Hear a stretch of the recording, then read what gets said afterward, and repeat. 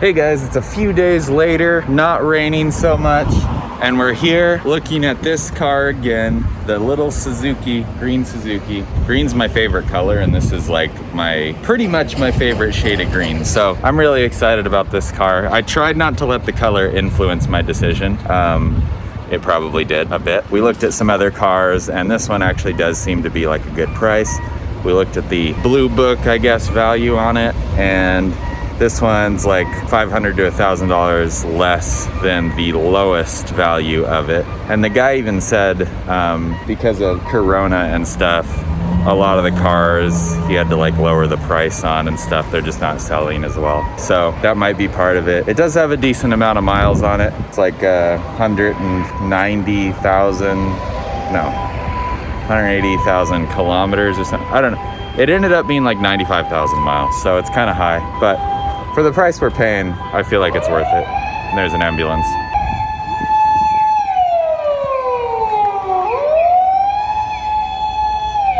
And there's Kit having to vlog the ambulance.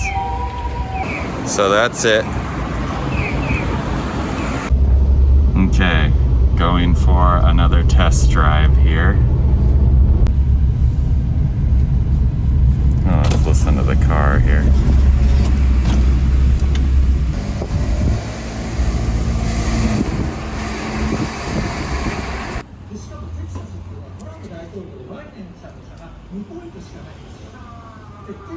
All right, guys, so we got the car and just wanted to explain a little bit of how to go about it here in Japan. It may be different if you're military. I'm sure it is, actually. How we did it, met this guy, we were able to put down a deposit, and there needs to be like a proof of residency and some official paperwork and stuff, which I think is cool.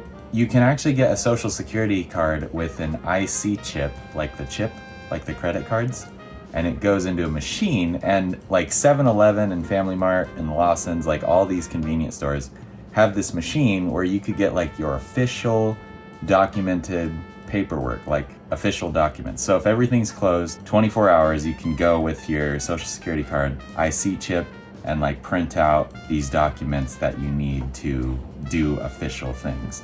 So I thought that was pretty cool. We don't have one of those cards with the IC chip, so tomorrow we're gonna have to go to the city office, get one of those, and maybe just all the paperwork while we're there instead of 7-Eleven. But like, what else is required when we buy a car here? Just driver license and just proof of residency. One thing to note too is, so we're buying a K car, that's the one with the yellow plates and the smaller engines. Yeah. Those have a little bit different rules. They're kind of less in taxes, and you also don't need, with the yellow plate, you also don't need proof. So in Japan, because space is so limited, when you buy a car, if you have like a white plate, you need a proof of like parking permit. So it's like a regular size car. You have to be able to like prove that you can park it somewhere. Mm-hmm. But K cars don't follow. They don't fall under that guidelines because they're so small technically. So they get taxed less and they don't need that proof of parking, which is great because Matt and I don't really have a place to like officially park the car. Not yet. So. But yeah, before you buy a car, you have to prove that you have a parking spot. Because of so that's pretty interesting. So yeah, you need your proof of residency and then just your driver's license, and I think that's it. We're not getting like a loan on the car, so I'd imagine, you know, if we were going to do payments and stuff, they'd probably check a lot more thoroughly into like work history and maybe rental history and stuff. Yeah, we're paying cash, so most car places, they actually do like maintenances on the car before they allow you to take it off. So you pay the car, and then they'll like jack it up and make sure the underbelly's okay, make sure all the tires are aligned, make sure the tires are good, make sure the oil's cleaned, make sure all the coolants and all the liquids topped off. He's also going to install a radio, because the default radio just is like a CD player and stuff, but one with like Bluetooth or USB, something to where we can connect our phone. Oh yeah, and then of course if you do anything official here in Japan, you need an inkan, which is a stamp with your name, my last name on it. Yeah, it's like instead of a signature, many places just use stamps. It's like a custom made stamp for you for your name. Yeah. I have one. So yeah, I mean, it's cool, and he's like super on top of it. And I mean, it's a used car, so there's always gonna be, you know, like you don't know what's gonna happen. But it feels nice knowing that he's going to do some maintenance on it. Yeah, he's like checking everything 'Cause because they're also a mechanic. So. Because I told him, I was like, I saw that the tires were bald, and I mentioned it to him, and I was like, can you make sure that the tires are aligned, because this is kind of balding on this spot? And he's like, oh yeah, I'll check to make sure they're aligned, but also change the tires for you too. So Cool. I was like, oh, thank you.